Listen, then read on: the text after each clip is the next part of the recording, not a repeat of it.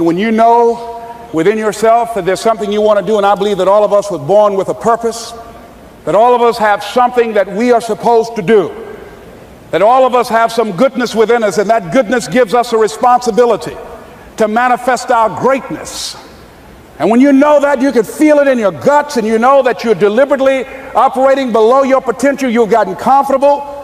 You stop expanding, you stop stretching, you stop challenging yourself. Let me share something else with you. Not only is it possible for you to have your dream, but it's necessary. It's necessary that you have it, that you work on it, that you develop yourself, that you go for what is yours in the universe. I was in my comfort zone. I was doing just enough to get by. I was working on a job. They paid me just enough to keep me from quitting, and I worked just hard enough to keep from getting fired. How many know people like that? Blink your eyes if you understand what I'm talking about.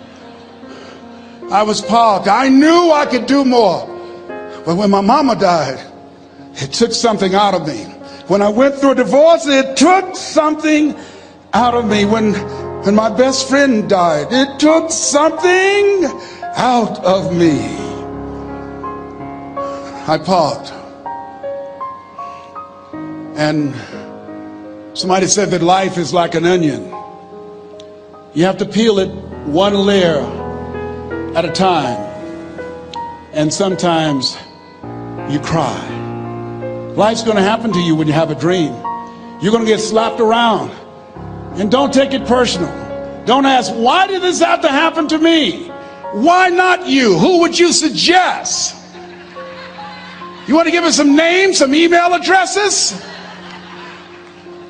And don't tell everybody. 80% don't care and 20% glad it's you. It's called life. Suck it up and move on. Get over it.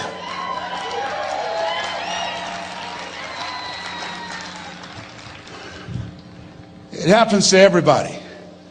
Here's the other thing: as you look at your goals and look at your dreams, when you're going through some stuff, repeat out to me, please. When things go wrong, don't go with them. Yes, write that down.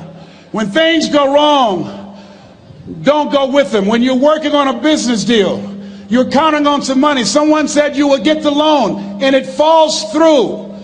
You have an event, and the people that you thought would be there and support you, they don't come through. Or someone turns against you, or you get ripped off. It's going to happen to you. Happened to me. Someone stole all my products, my database, over 180,000 names and addresses. It's not personal.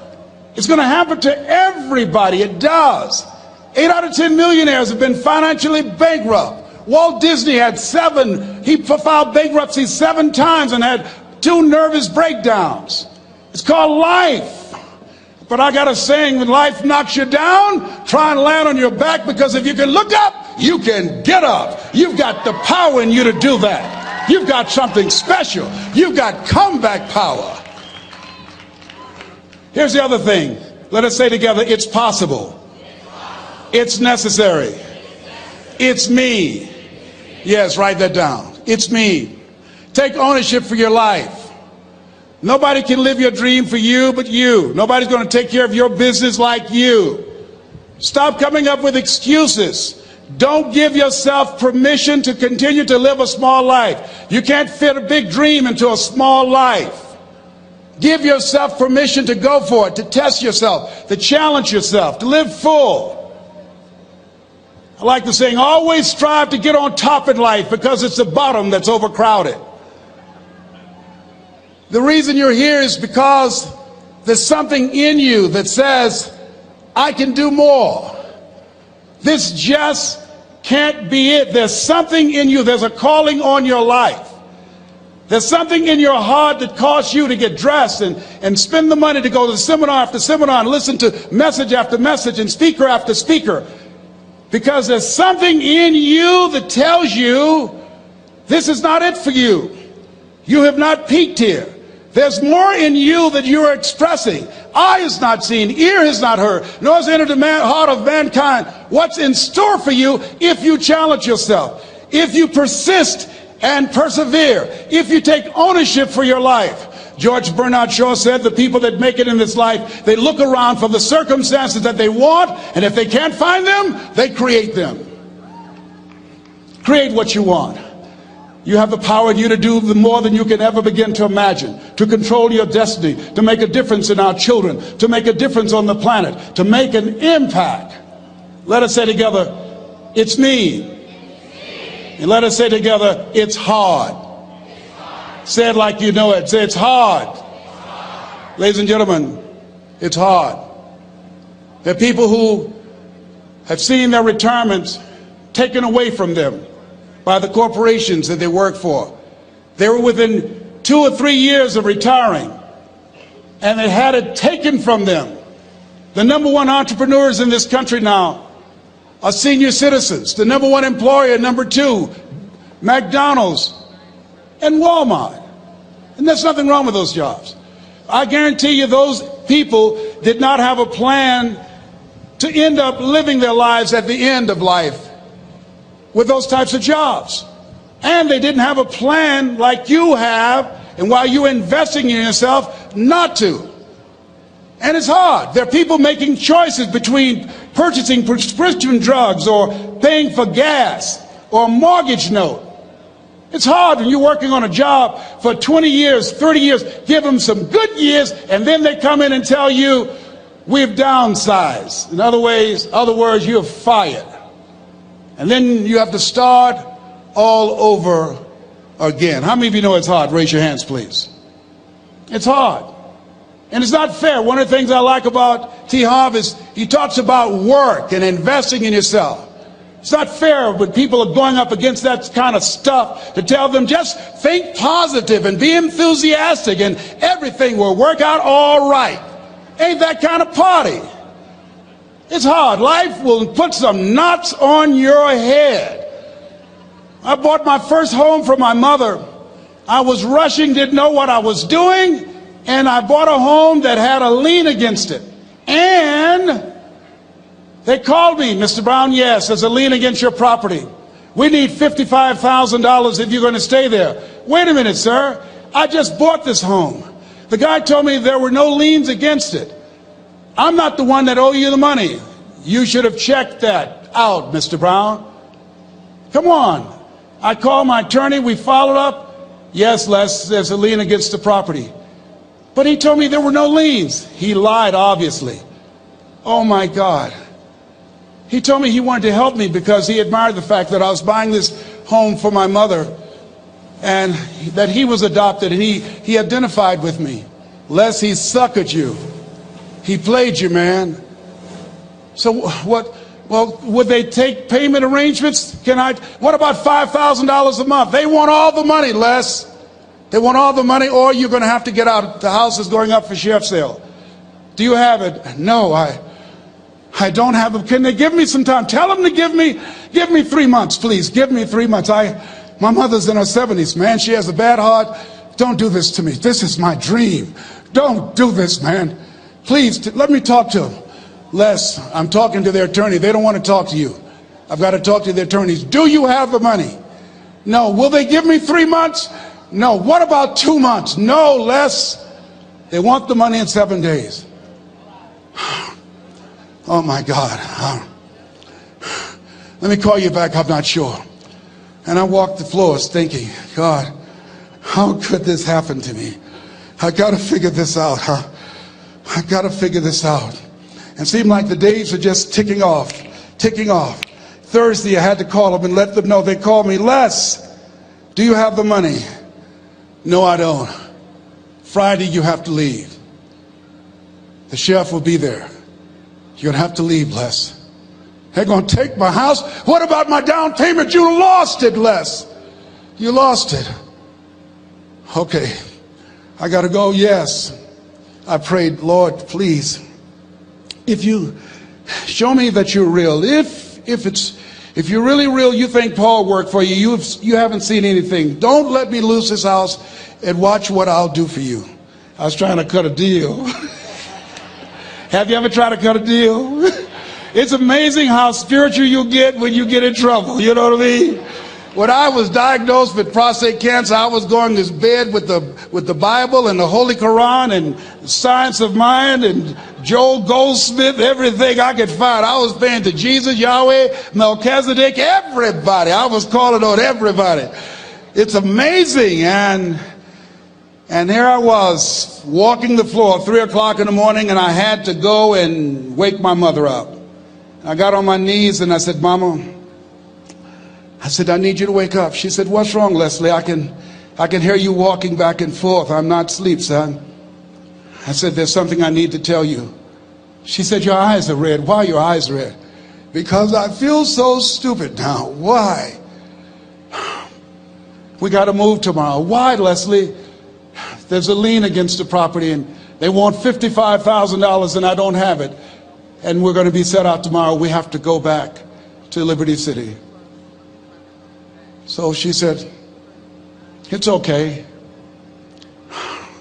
I don't like this house anyhow.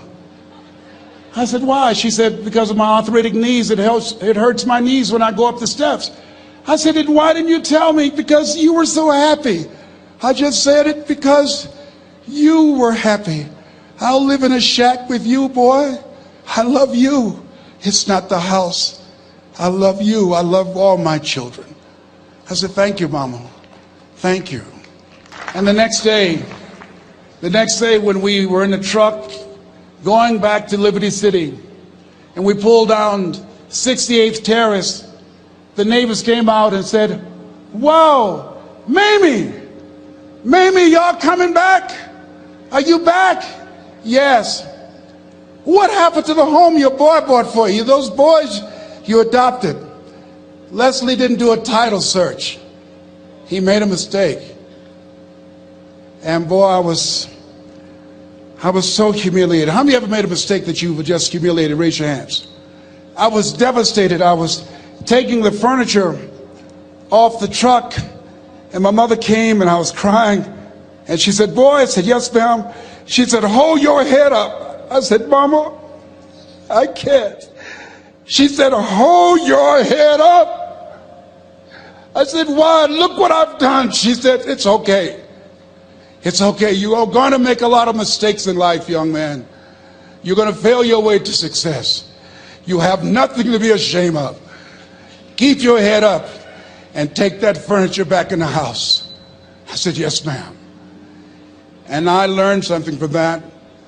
If you ever go through something, hold your head up. If you ever make a mistake, hold your head up. If you ever do something that everything goes wrong, life catch you on the blind side, hold your head up. It's not over. Goethe said, that which does not kill you will make you stronger. Hold your head up. Shake someone's hand on your right and left and say, hold your head up.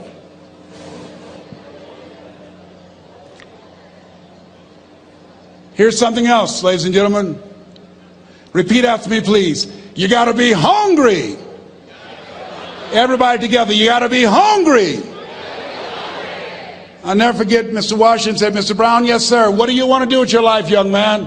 I said, sir, I want to be a disc jockey. He said, Mr. Brown? I said, yes, sir. He said, you got to be hungry. I said, what do you mean by that? He said, people that are hungry are willing to do the things today others won't do in order to have the things tomorrow others won't have. People that are hungry are willing to invest in themselves.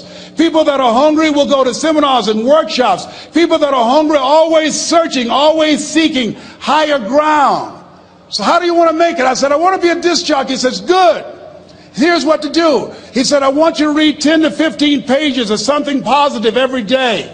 He said, you don't get in life what you want, you get in life what you are. You must program yourself to success. He said, I want you to listen to Earl Nightingale and Zig Ziglar. Listen, faith comes by hearing and hearing and hearing.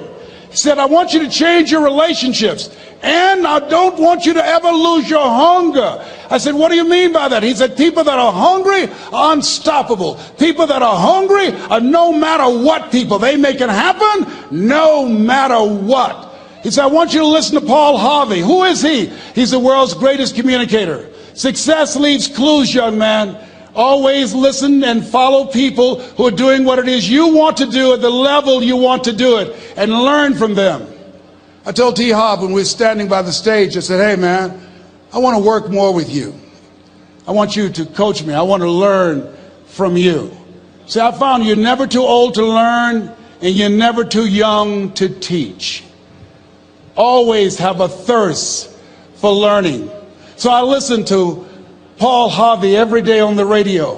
While in school, I would go out and listen in his car. He gave me his keys. I was working to develop myself. And I continued to listen to motivational messages, and he would take me to see the late Dr. Norman Vincent Peale, who wrote the book, The Power of Positive Thinking. I toured with him before he passed. You have something special. You have greatness within you. Don't allow your circumstances to determine who you are. Don't allow your negative thoughts to hold you back. You have something special. You can do more than you can ever begin to imagine. Dr. Peale was an incredible man. I admired him. When he spoke, he gave me goosebumps. I can feel him in my heart. And I never forget, we were coming back to the school, and Mr. Washington said, Mr. Brown, yes, sir. When Dr. Peale spoke, you didn't move. When he spoke, you were hanging on every word. When he spoke, we didn't have to tell you to sit down and be quiet. Why? I said, sir, I could feel him when he talked. I felt like he was talking to me, sir. He said, he was. I said, but he doesn't know me, but he was speaking to you. Did you feel him in your heart? I said, yes, sir. He said, most people feel him in their head. If you felt him in your heart, he said, listen to him, son. Follow him, learn from him. And I would go to seminars and workshops. Anywhere I would find where Dr. Peale was, I would be in the audience. I would drive 200 and 300 miles just to hear him speak. And my dream and vision was to share the stage with him. I thought about it. What is your goal? What is your vision? I want you to hold it in mind. There's some power in that. Because when I became involved in speaking, I never forget, I got a call from Og Mandino, who wrote the book, The Greatest Salesman in the World. He said, Les, I'm stuck in Philadelphia. I need to be in Kankakee. Dr. Norman Vincent Peale is appearing. I can't make it. I heard you're in Chicago. I said, yes, I am. Can you go and open for me? I said, yes, man. Oh, my God. Dr. Peale, I said, yes, I'd love to do it. And I went there and I came. I said, hi, I'm Les Brown. He said, you're not the band of renown? I said, no, I'm Mrs. Mamie Brown's baby boy. I'm here to speak. He said, come backstage. And his wife, Martha, was there. And she said, Papa, Les Brown is here, the speaker.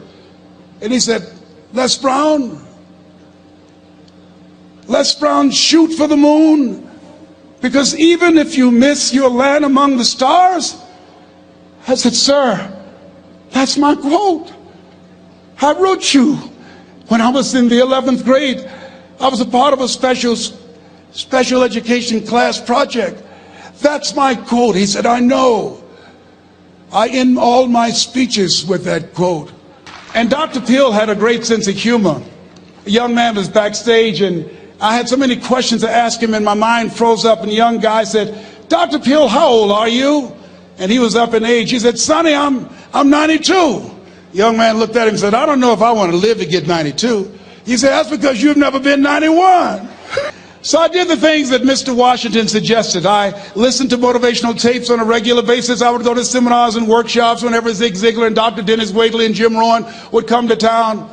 And I said, sir, what do you want me to do now? He said, Mr. Brown, I've given you everything that I can give you. He said, develop your mind, put your money where your mouth is, continue to learn how to be an effective communicator, because once you open your mouth, you tell the world who you are. And always surround yourself with OQP, only quality people. So I went to apply for a job on Miami Beach. WMBM radio station. Milton Butterball Smith was the program director. Hello, Mr. Butterball. How are you, sir? My name is Les Brown, sir. I'd like to be a disc jockey. He said, young man, you have any journalism in your background? I said, oh, no, sir, I don't. You have any experience in broadcasting? I said, no, sir, but I practice all the time, sir. Let me audition for you, sir. Let me show you how good I am. All I need is a shot, sir. He says, no, we don't have any job for you. How many ever been rejected? Raise your hands, please. I was devastated. I went back and I told Mr. Washington, I said, Mr. Washington, they said no. He said, don't take it personally. Most people are so negative, they have to say no 7 times before they say yes. He said, you got to be hungry. Know your vitamin. Go back again. I said, yes, sir. Hello, Mr. Butterball. How are you, sir? My name is Les Brown, sir. I like to be a disc jockey. Young man, weren't you here yesterday? Yes, sir, I was. Didn't I tell you no yesterday? Yes, sir, you did. Then why are you back today? Well, sir, I didn't know whether or not somebody was laid off or somebody was fired, sir. Nobody was laid off or fired. Now, get on out of here. I came back the next day. Hello, Mr. Butterball. How are you, sir? My name is Les Brown, sir. I like to be a disc jockey. I know what your name is. Weren't you here the last 2 days? Yes, sir, I was. Didn't I tell you no the last 2 days? Yes, sir, you did. Why are you back? Oh, sir, I didn't know whether or not someone got sick or someone died, sir. No one got sick or died. No one was laid off or fired. Now, don't you come back here again. I came back the next day talking loud, looking happy like I was seeing him for the first time. I said, hello, Mr. Butterball, how are you? He looked at me with rage. He says, go get me some coffee. I said, yes, sir. My favorite book says, the greatest among you will be your servant. How many of you are serious about your goals and dreams? Raise your hands. Very good. Write this down. Provide more service than you get paid for. Provide more service than you get paid for. I go to a lot of seminars and workshops. And one of the things I know about T. Harv Eker, when I was sitting in the class with Robert Ruppel and all of the other presenters, they hold themselves to high standards and they provide more information than anybody else in the industry, bar none. They hold nothing back because their commitment is for your success. And when you hold yourself to high standards, write this down, impact drives income. That's why you're here. Because the training, the seminars, been making a difference in your life. If there did not have impact, 200 or 300 people would be here, if that amount. Impact drives income. So I became the errand boy for the disc jockeys. I would go get their lunch and their dinner, and I would bring it to them in the control room, and I'd watch them working the control boards, knowing my time will come. Write this down. I expect to reach my goal. Yes, you want to operate with a spirit of expectation. I expect to reach my goal. So I started preparing for the next position. Never forget one quote that I heard. As you look at your life, you look at your goals and dreams. It's better to be prepared for an opportunity and not have one than to have an opportunity and not be prepared. If you expect to reach your goal, prepare yourself now. And so then pretty soon, the guys at the station, they begin to take a liking to me. Write this down. Build relationships. As you're aware, people deal with people that they know, like, and trust. And so they would say, Leslie, yes, sir. Come here, yes. Come outside. Who did this? Oh, your car? Yes. Who cleaned my car? I did, sir. I would wax their cars on the weekend, inside and out. How much do you charge? Oh, nothing, sir. I just wanted to help out. I was providing more service than I got paid for. I was building relationships. They said, whoa, look here.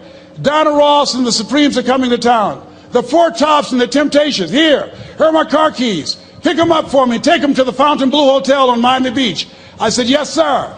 I would drive them all over Miami Beach in their big, long Cadillacs. I didn't have any driver's license, but I was driving like I had some. Then one day, it was a Saturday afternoon, a disc jockey by the name of Rockin' Roger was drinking while he was on the air. It was a Saturday afternoon, and I was the only one there. Rockin' Roger got so drunk, he could not complete the show. He started slurring his words. He's about to fall off the chair. And there I was, looking at him through the control room window, walking back and forth, young, ready, and hungry. I was saying, drink, Rock, drink. Drink, Rock. I'd have gone and get him some more if he'd asked me to. Then pretty soon the phone rang. It was the general manager, and I answered the phone. I said, hello? He said, young boy, this is Mr. Klein. I said, I know. He said, Rock can't finish his program. I said, I know. He said, would you call one of the other DJs in? I said, yes, sir. I said to myself, he must think I'm crazy. I called my mom and my girlfriend, Cassandra. I said, y'all come out on the front porch and turn up the radio. I'm about to come on the air.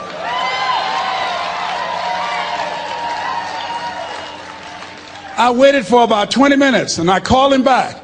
I said, Mr. Klein, I can't find nobody.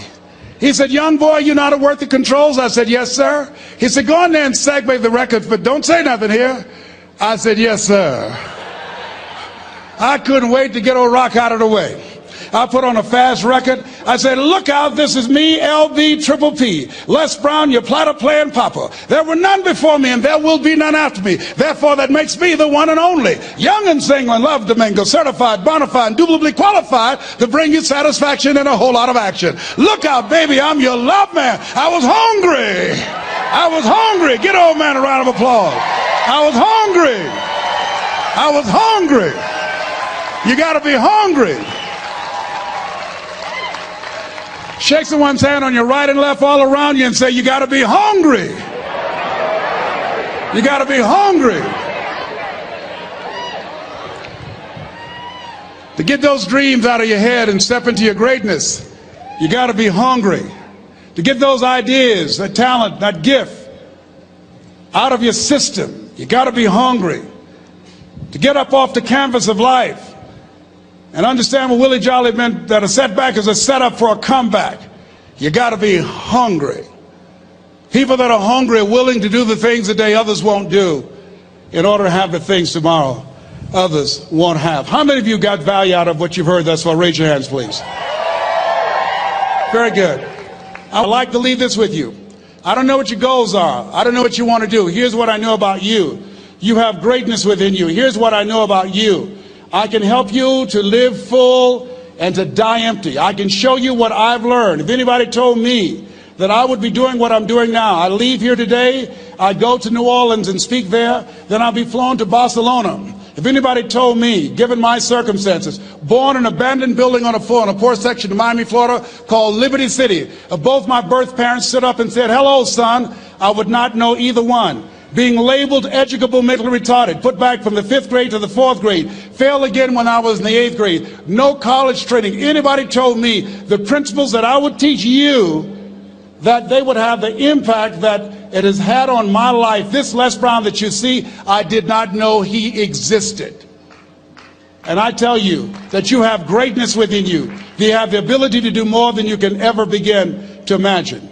Come into the room with me. And I guarantee you your life will never be the same again. I like to leave this with you. I don't know what your goals are. Mine is to find a cure to autism. Mine is to find a cure to breast cancer and to prostate cancer. Mine is to work with our youth and to reduce the recidivism rate in our prisons and help young people learn how to become an asset to our society rather than a liability. Mine is to train speakers to become great communicators, to speak from their heart, not their heads, and teach them how to impact and create a new conversation so people can see the possibilities of life and overcome the possibility blindness that held me hostage for 14 years. I don't know what your goals are, but here's what I know about you, and I don't know you. You've got greatness within you. And I like to leave this with you, something my mother used to love to hear me say. Leslie, yes ma'am, mama. Say that thing for me, boy, that makes me feel good. I dedicate this to you, to the greatness in you, and to the dream that you showed up on the planet to produce. And it's simply this. If you want a thing bad enough to go out and fight for it, to work day and night for it, to give up your time, your peace, and your sleep for it. If all that you dream and scheme is about it, and life seems useless and worthless without it, and if you gladly sweat for it and fret for it and plan for it, and lose all your terror of the opposition for it, and if you simply go after that thing that you want with all of your capacity, strength and sagacity, faith, hope, and confidence, and stern pertinacity,